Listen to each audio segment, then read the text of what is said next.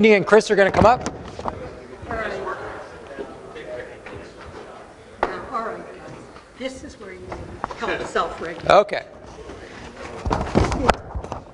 I've got it. Oh, see, with help, self-regulation. There you go. with a little bit of With a little bit of support. we self-regulated the sexist furniture.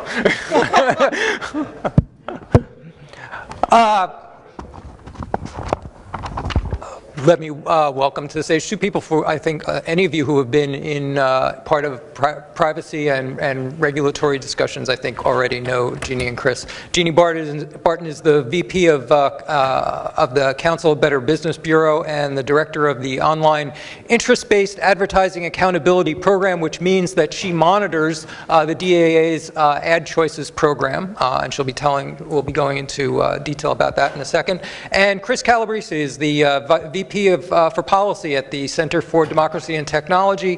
The CDT, of course, is an interest group that looks at the intersection of technology and policy and ethics. Let's go right in. We want to talk about not only this broad question of whether self-regulation works, but also how it works, how and where it works well, what its limitations are.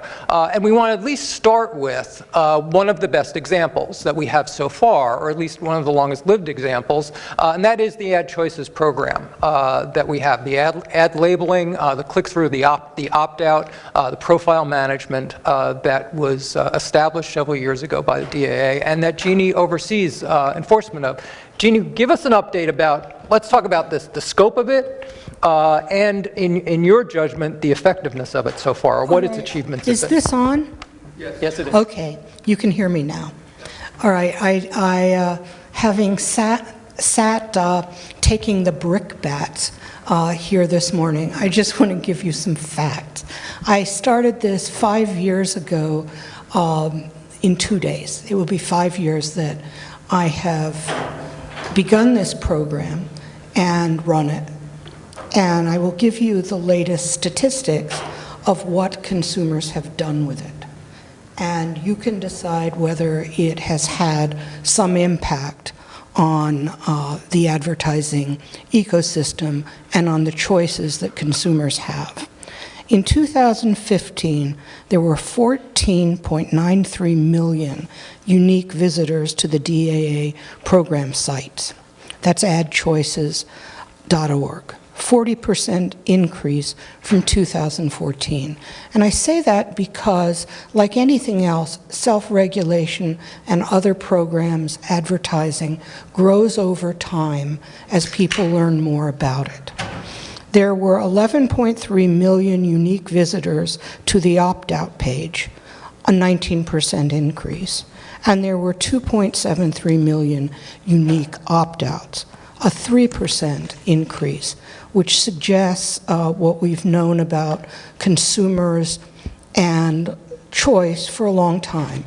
They want to have it. The more they understand, the less likely they are to opt out.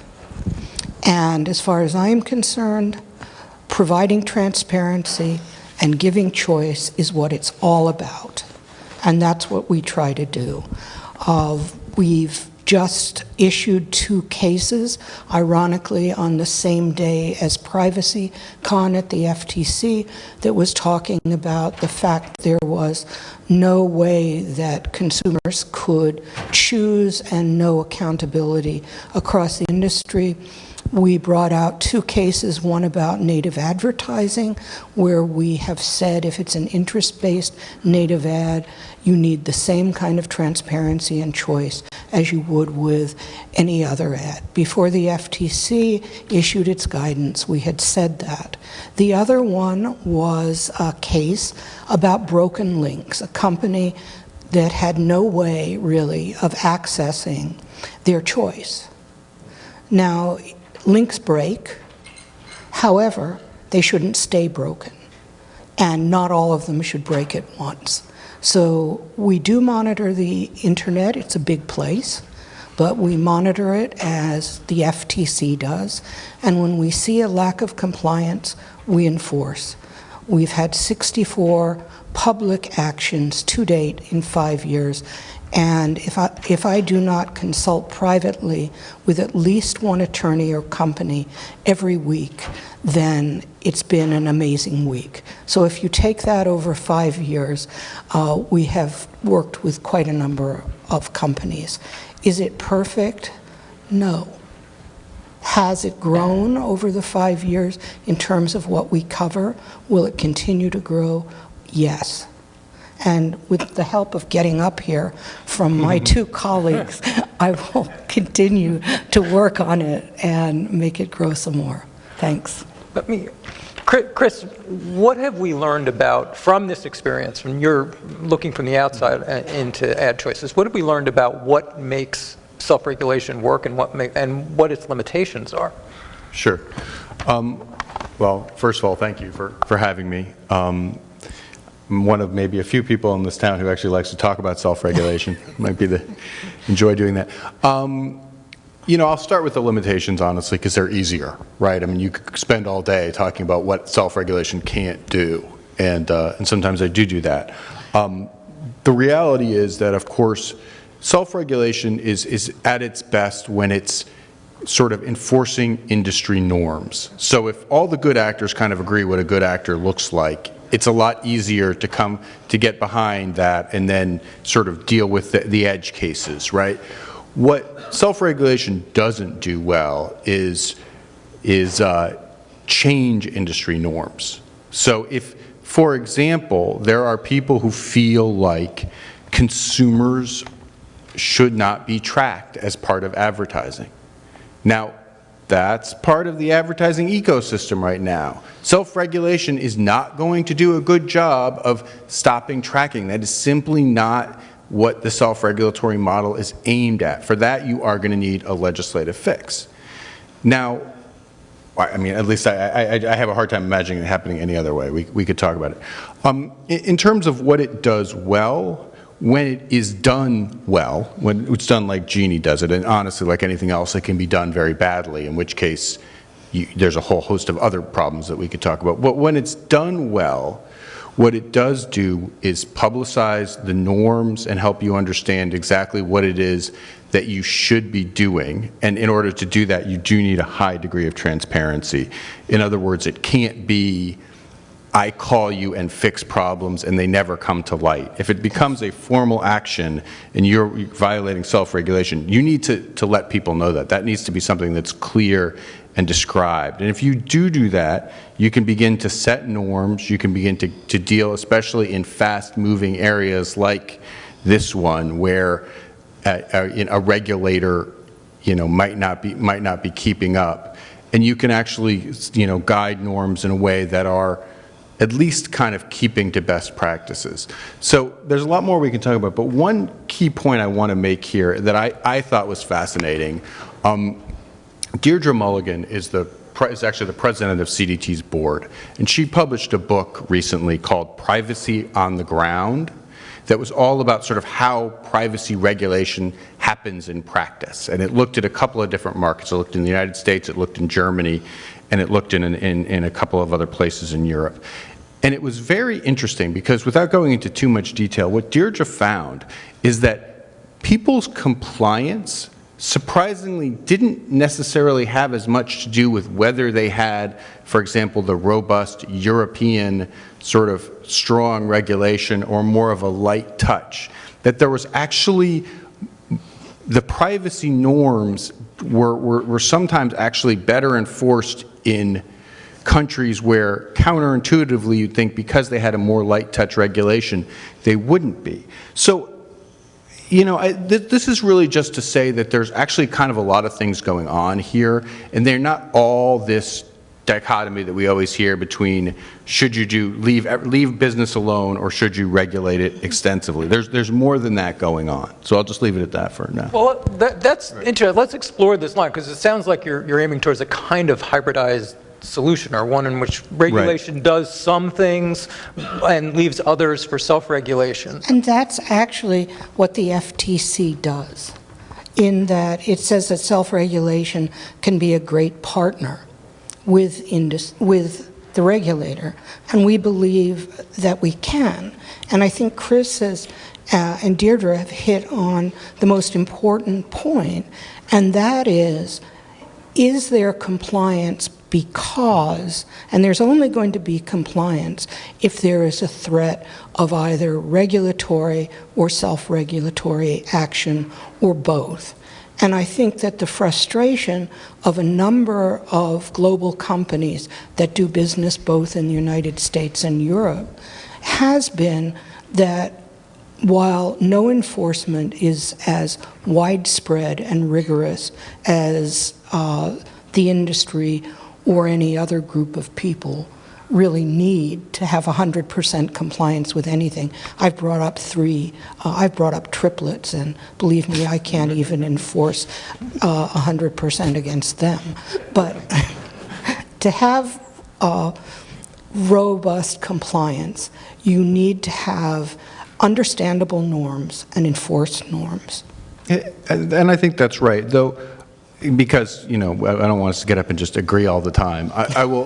I'll note that I think there are some weaknesses in the current self-regulatory kind of, just the definitions themselves.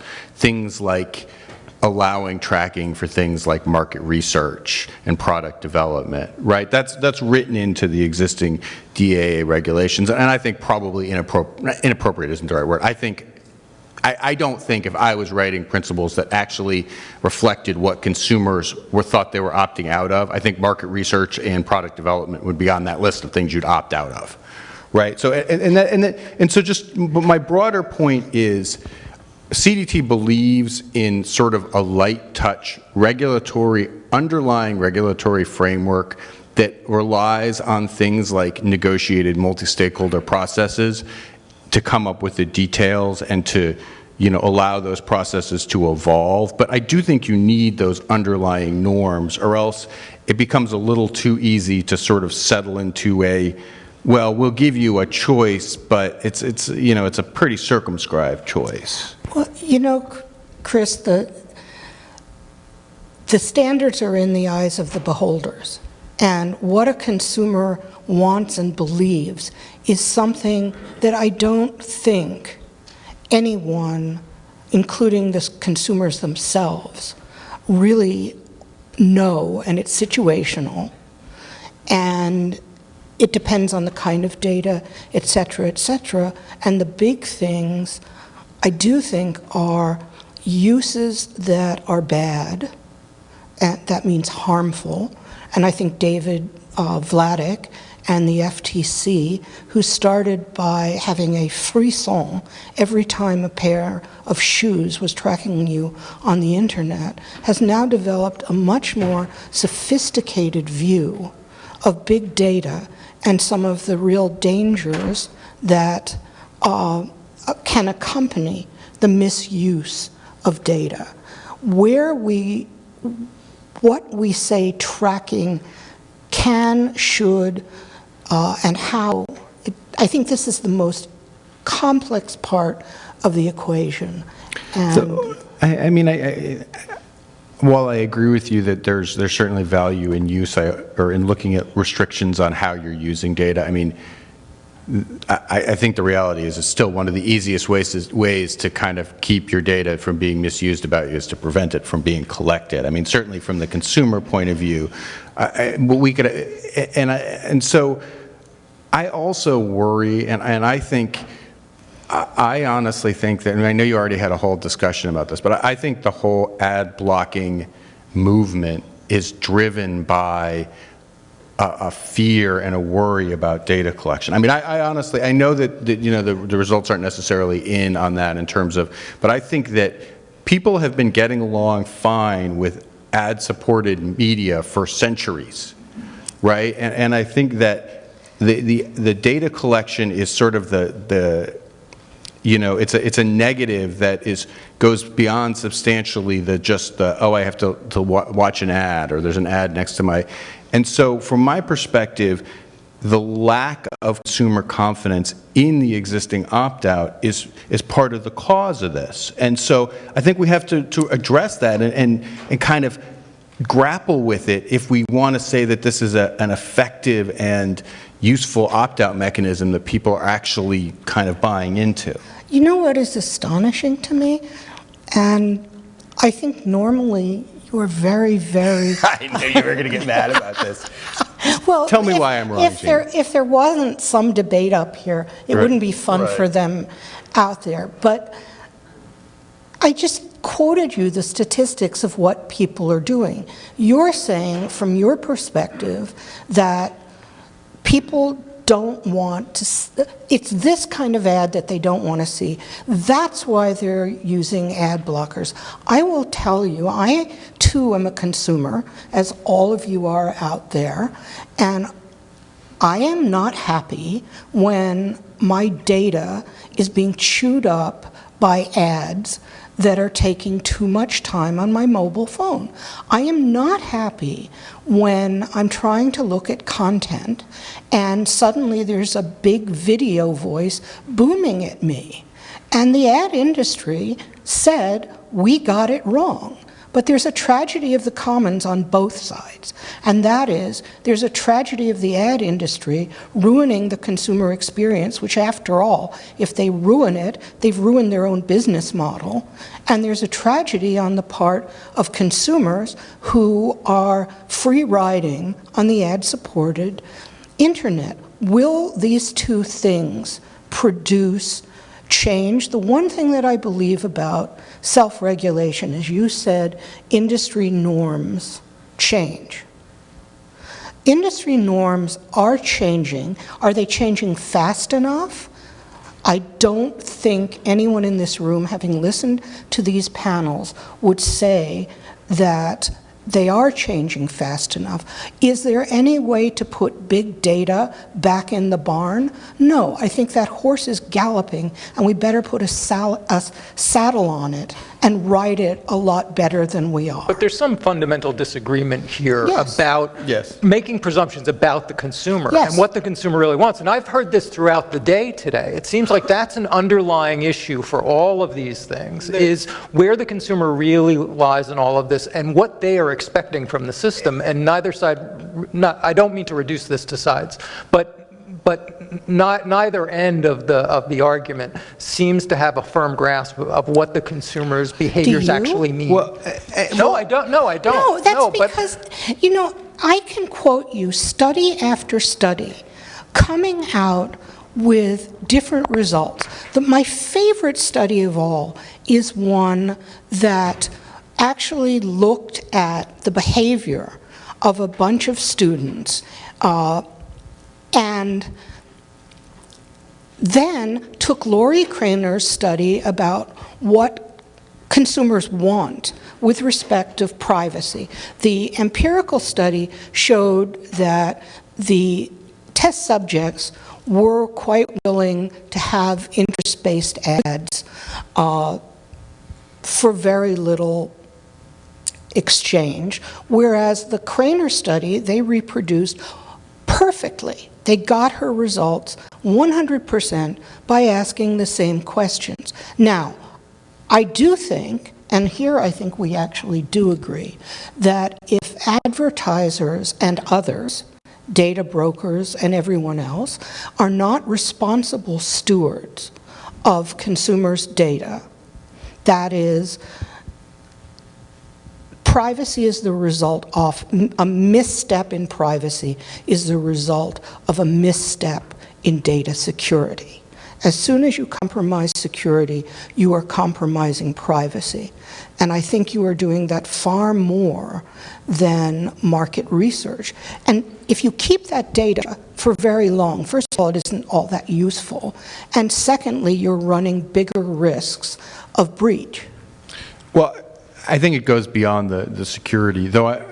If we can, I'd actually like to come at this from the other direction. I mean, I think one of the things we could talk about, right, in terms of whether or not consumers, whether or not whichever one of us is right about what consumers actually want, right, and who knows. Tuesday, you're right, Wednesday, Right, exactly. You know, one of the things that we know is that you can build consumer education and you can help them have confidence in all of this process by sort of doing effective education about what they, you know, you know, when they have the opt-out model, when their information is not being collected, if they care about that sort of thing.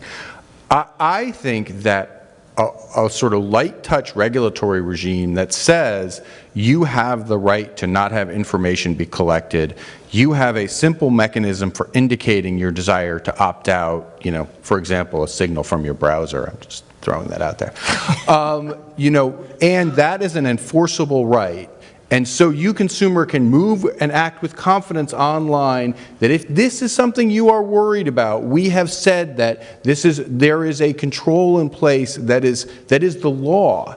I believe that that is a much more viable path forward for education and for getting consumers to sort of buy into this idea that this data collection is a value to them and they should be part of it in some way. And so, I mean, I think it's very hard to do that just with the self-regulatory model, especially because I think people don't trust the people who are running the self-regulatory model to also tell them why it's so great that they should, you know, rely on the self-regulatory model or, you know, opt into collection when those same entities are the entities that are doing the collecting. All of that makes the education piece of it much more complicated and I think much less effective, arguably.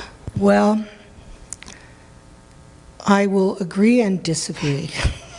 I spent 15 years in government. Then I spent 3 years in the private sector. I did enforcement and regulation and many other things, legislation in government. In terms of legislation, I did that a number of years ago. It was not easy then. Now makes then look really easy. I was there, and you can see how hard it is for me to sit on these chairs because I'm so old. But I was there at the Commerce Department working as a legislative attorney with NTIA as one of my clients when the amendments to the FCC Act were passed. And we thought this was absolutely marvelous. Great new regulations that were going to make telecom just vibrant, wonderful. And now the only way to regulate the internet is by Title II regulation. Beware of regulatory solutions to high-tech problems. I think the FTC's deceptive and unfair practices and our self-regulatory principles that are functional principles are much better solutions. Can I put you on the spot Sure. on that question for a second? So, I'm always on this. yeah, no, I mean, and here's a genuine question. You and I have talked about it privately, but I know what you're going to say, but I really want to I want to surprise but I want to hear it again because I'm not sure that I'm 100% comfortable and confident with. So you have someone, and you found unknown entity, have violated the self-regulatory principles. I have tried to tell you that. I have filed a letter saying, listen, you haven't never agreed to be part of those self-regulatory principles. These are the industry principles and this is the norm. I've sent you a letter saying you're in violation. You have chosen not to comply. You kick that to the FTC and say, well, first question, when would you kick it to the FTC? And what reasonably would you think they would do with that? Okay. Under this sort of paragon of unfairness and... This falls under the larger issue of transparency. Right. Okay. Right. How transparent the enforcement process is. All right. First of all, I would kick it to whatever government agency was Right. the appropriate agency. The one case we have kicked to the regulator was to the Consumer Financial Protection Agency in the case of a bank that told us to take a hike. After probably about 4 months of us, I'll just say it, reaching out to the bank every which way, because my task is to bring companies into compliance. I could, after 2 weeks of talking to them, just collect a scalp. Right. And I don't. I work with them. I go in front channels, back channels, any channel, to try to convince a company that they want to comply with self-regulation because it is better for everyone. It's better for the industry. It's better if there's widespread compliance for consumers, I actually believe. And it's just better. Now, if after that time I haven't persuaded them, my last, I've probably done this, but I'll do it very forcefully at the end, and I'm not very nice by the end of this process, I can tell you, and you can ask some people. They say, right. Do you have teeth? Well, yeah. At that point, I will say to them, do you want me or do you want a 20-year consent decree? And here's the thing. I have not yet had to refer a case to the FTC. But believe me, if I have to, I will. What do I think the FTC will do about it? If the company has not pledged to follow the self-regulatory program, and if the company is not, in the eyes of the FTC, in any way either unfair or deceptive, then the FTC has no legal authority to do anything. Is the FTC likely to take that position? I have watched FTC jurisprudence move further and further and further along the line of seeing that claims, here's one that I think is very interesting, where the FTC has not yet gone, but I'm waiting to see it if they will, and that is the question of what is personal information. If you are, as many websites are, saying that you don't collect any personal information and you are collecting a host of identifiers to be used for getting back in touch with a consumer, that has already been defined under COPPA as personal information. It's already been defined under CalOPPA as personal information. And I just wonder when the FTC, which believes it's personal information, as Jules said, is going to decide that that, with perhaps a few other exaggerations, is deceptive. And I don't know when that will be, but if I were a company in this space, I'd be careful. Do you give us a final point, Chris, and then I have to see if we have any questions. You know, self-regulation done well in a transparent manner is good at getting people to kind of do what they mostly want to do. It is not good at reining in it is not good at reining in non-industry practices, and it is not very, and it is difficult to push a self-regulatory regime too hard, I think, because of this natural tension with what the enforcer's actual power is. Like, nobody wants to pull behind the curtain and say, oh, there's nobody back there, which means, you know, it's really the wild, wild west. So that tension, I think, creates sort of a natural limiting principle for what self-regulation can do. So Can I just say one thing? I disagree that industry is going to, you've given the world more credit than I think in some ways it deserves. Industry will not go to police itself unless there is a push or a real ethical imperative. And in this area, I think what is required is difficult. But industry, when pushed, will go further, I think, Chris, than you believe. It cost a lot to put the Ad Choices program in place. Is it everything you want? No. But let me, Bob, did you have a question? Oh, I so do. Okay. I want to ask you about the LSF. Wait for the mic. I want to ask you about the LSF, which I'll tell you about in a second. You were talking about industry norms. Now, whether we're speaking of autoplay, whether we're speaking of chewing up mobile bandwidth, the cost to the consumer, whether we're speaking about disclosure in native, whether we're talking about privacy invasion, you name it, you discussed industry norms. Well, what are regulators, and what is Congress, and what are consumers to make of it when industry norms are expressed, the lip service factor, LSF, in unanimity by the industry, and then these norms are routinely discarded in the actual practice of doing business? This has certainly happened with native. It's certainly happened with privacy. It's certainly happened with autoplay and other irritants of the ad experience. The trade associations say one thing and they hold their hands and say kumbaya, and reality is completely different. How the hell are you supposed to determine whether a norm is what they all agree on or whether a norm is what they all do? Who are you asking, me? The three of you. I mean, I'm happy to know the answer from anybody. I think there's a good actor norm and there's the whole group norm. We have statutes like do not call. I get calls at least twice a week from people violating the Do Not Call Act.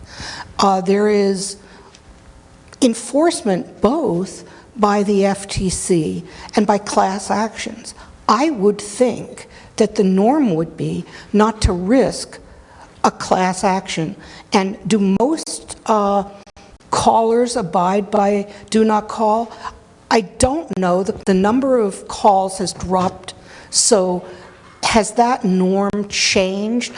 Bob, you could tell me, but what I'm trying to say is self-regulatory or regulatory, there is never going to be 100% compliance, and there probably isn't going to be 80% compliance, but I'm up here in my little stool doing the best I can.